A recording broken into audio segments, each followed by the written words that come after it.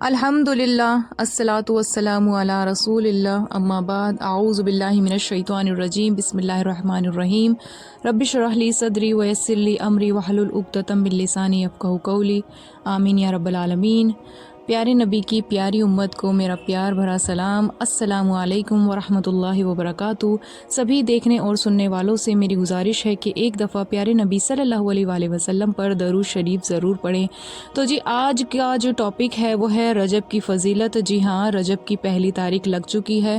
India میں 12 جنوری کی شام سے ہی مغرب کی اذان کے بعد سے رجب کا مہینہ جو ہے لگ چکا ہے۔ تو رجب کی فضیلت کیا ہے اسلام میں، آج ہم اسی کے بارے میں بات کریں گے۔ اللہ تعالیٰ سورہ توبہ میں آیت نمبر 36 میں فرماتا ہے کہ بے شک اللہ کے یہاں مہینوں کی گنتی 12 ہیں۔ اللہ نے جب سے زمین اور آسمان پیدا کیے ہیں ان مہینوں میں 4 مہینے جو ہیں وہ حرمت والے ہیں۔ تو نمبر 1 جو ہے وہ ہے ذی القعدہ، نمبر 2 ہے ذی الحجہ، اور نمبر 3 محرم، اور نمبر 4 ہے رجب۔ تو اللہ تعالیٰ فرماتے ہیں کہ اللہ تعالیٰ نے جب سے زمین اور آسمان کو پیدا کیا ہے، اللہ تعالیٰ کے ہاں ان مہینوں کی گنتی 12 ہیں، لیکن ان 12 مہینوں میں سے اور بھی زیادہ افضل اور بھی زیادہ حرمت والے جو مہینے ہیں وہ 4 ہیں۔ اور ان مہینوں میں اللہ تعالیٰ فرماتے ہیں کہ ان میں آپ اپنے اوپر ظلم نہ کریں، یعنی گناہ نہ کریں۔ اللہ تعالیٰ یہ کیوں حکم دیتے ہیں؟ کیونکہ اللہ تعالیٰ کے نزدیک یہ مہینے بہت ہی حرمت والے ہیں، بہت پاکیزہ ہیں۔ تو اللہ تعالیٰ اس لیے فرماتے ہیں کہ کوئی بھی اس میں اپنے اوپر ظلم نہ کریں۔ ظلم کرنے کا کیا مطلب ہوتا ہے؟ ظلم کرنے کا مطلب یہی ہوتا ہے کہ آپ اپنے اوپر کوئی بھی ایسا کام نہ کرے جو گناہ میں شامل ہوں۔ تو اللہ کے نزدیک ان مہینوں میں گناہ کا جو ہے بہت زیادہ عذاب ہے، اس لیے کوشش کرے، حتاً کوشش کرے کہ آپ نے کوئی بھی ایسا کام نہیں کرنا ہے جو گناہ والا ہو، اور نیکی کا ثواب بھی اس میں بہت زیادہ ملتا ہے۔ کوشش کریں کہ اس میں خوب زیادہ سے زیادہ نیکیاں کمائیں۔ اور اللہ کے نبی صلی اللہ علیہ وآلہ وسلم رجب کا جب چاند دیکھتے تھے نا، تو رجب کے چاند دیکھتے ہی اللہ کے نبی اپنی عبادات کو بڑھا دیتے تھے۔ اللہ کے نبی صلی اللہ علیہ وسلم نے فرمایا کہ رجب کا جو مہینہ ہے وہ اللہ کا مہینہ ہے، اور شعبان کا جو مہینہ ہے وہ میرا مہینہ ہے، اور رمضان کا جو مہینہ ہے وہ میری امت کا مہینہ ہے۔ تو اللہ کے نبی صلی اللہ علیہ وسلم جب رجب کا چاند دیکھتے تھے تو ایک دعا پڑھتے تھے، بڑی ہی خوبصورت دعا ہے جو اس طریقے سے ہے: اللہم بارک لنا فی رجب و شعبان و بلغنا رمضان۔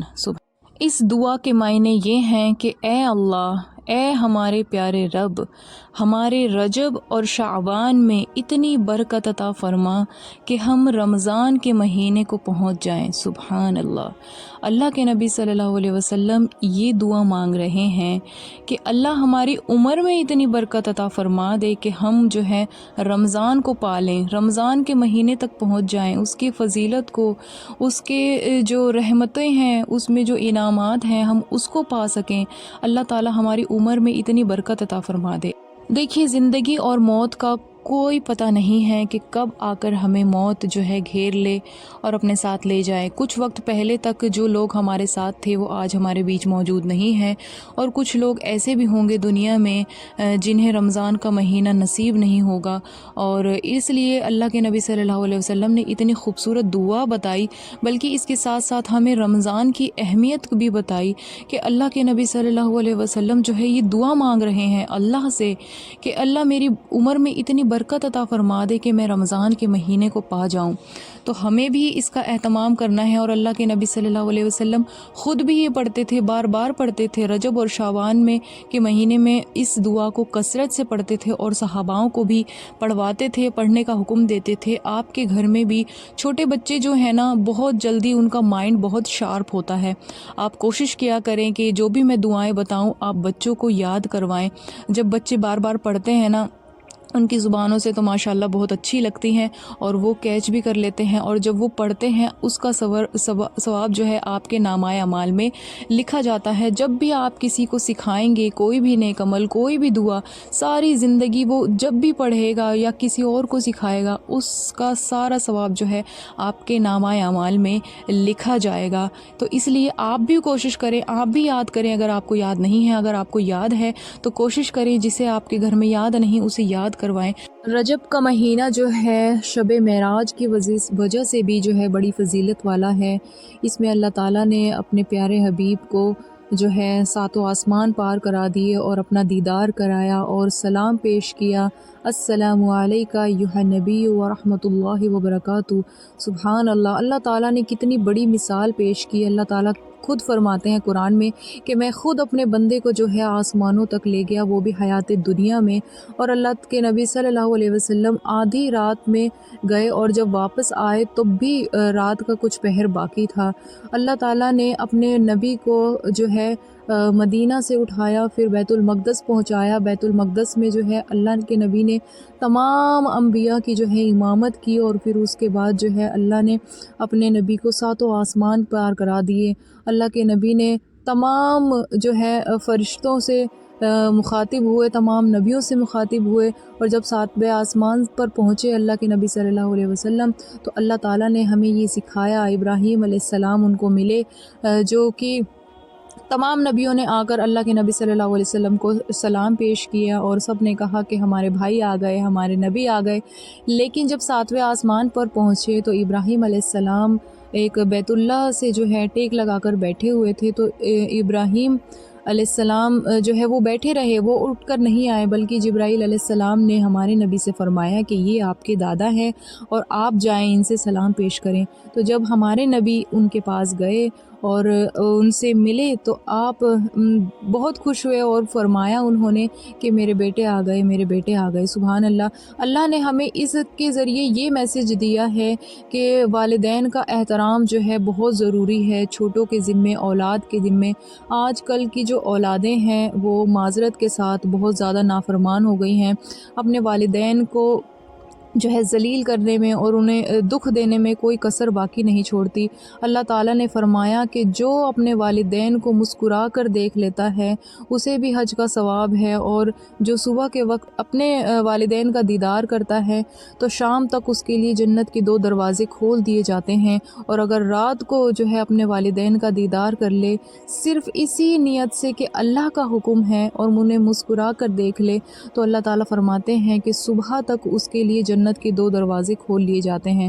تو اللہ تعالیٰ نے اپنے حبیب کے ذریعے ہمیں یہ سیکھ دی ہے کہ ہم اپنے والدین کا جو ہے احترام کریں، انہیں دکھ نہ دیں۔ مائیں جو ہیں بڑی روتی ہیں، بلختی ہیں، اور بڑی دکھ کے ساتھ کہنا پڑتا ہے کہ والدین کا جو خیال نہیں رکھتی اولادیں۔ اللہ کے نبی صلی اللہ علیہ وسلم سے ایک شخص نے پوچھا کہ یا رسول اللہ قیامت کب آئے گی؟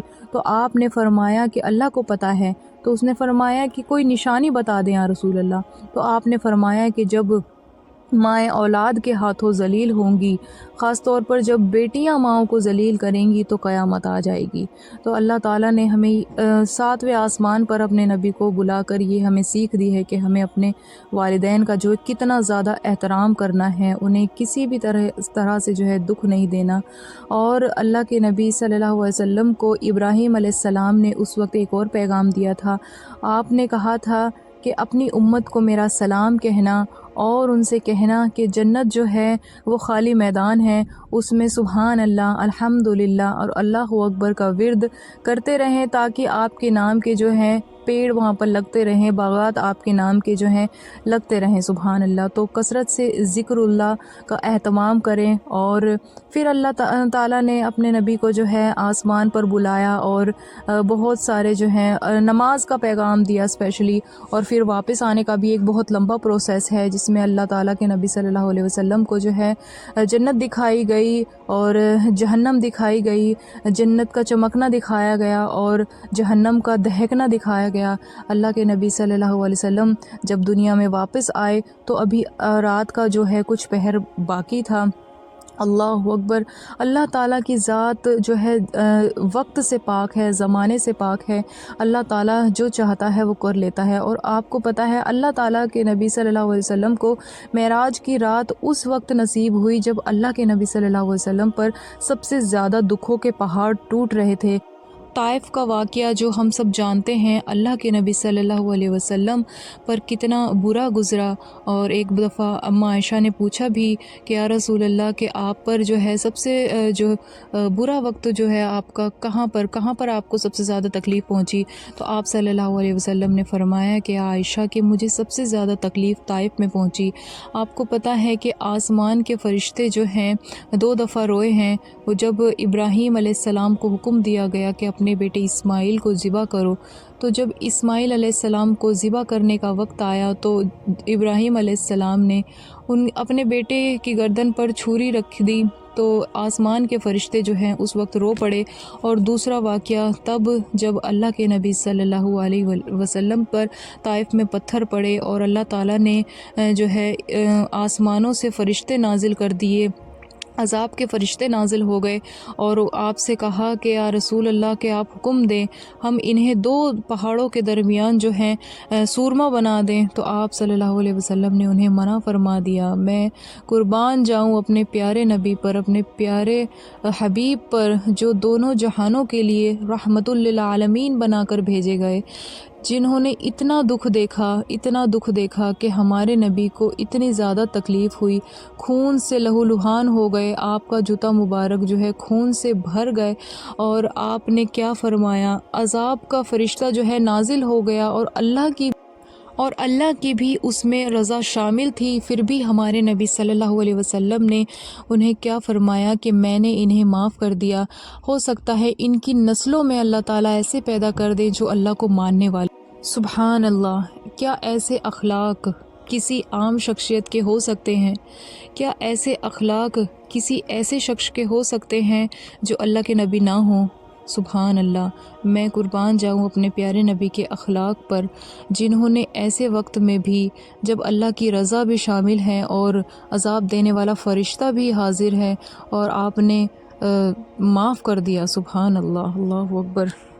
تو میری آپ سب سے یہی گزارش ہے کہ یہ جو رجب کا مہینہ ہے بڑا ہی بابرکت مہینہ ہے، اللہ تعالیٰ کے یہاں پر حرمت والا ہے، تو اس میں کوشش کریں کہ اپنی عبادات کو بڑھا دیں، اپنی نوافل عبادات کو بڑھا دیں، اپنے ذکر اذکار کو بڑھا دیں، قرآن کی تلاوت کریں، جتنی ہو سکے زیادہ سے زیادہ کریں، اور صدقات دیں، خیرات دیں، اللہ سے دل لگائیں، اللہ سے خوب دعائیں مانگیں، غزہ کے مسلمانوں کے لیے، فلسطین کے مسلمانوں کے لیے خوب دعائیں مانگیں، اور اللہ تعالیٰ سے دعا کریں اس امت کے لیے، اس امت کے حالات کے لیے اللہ تعالیٰ ہم پر رحم کریں۔ اور اس امت کے دل میں جو 2 بیماریاں ہیں، ایک زندگی کی خواہش کی اور موت کا جو ڈر ہے، اور دنیا کی جو محبت ہے، اللہ تعالیٰ وہ نکال دے، اور اللہ تعالیٰ ہم سب سے راضی ہو جائے، اللہ تعالیٰ ہم سے دین کا کام لے۔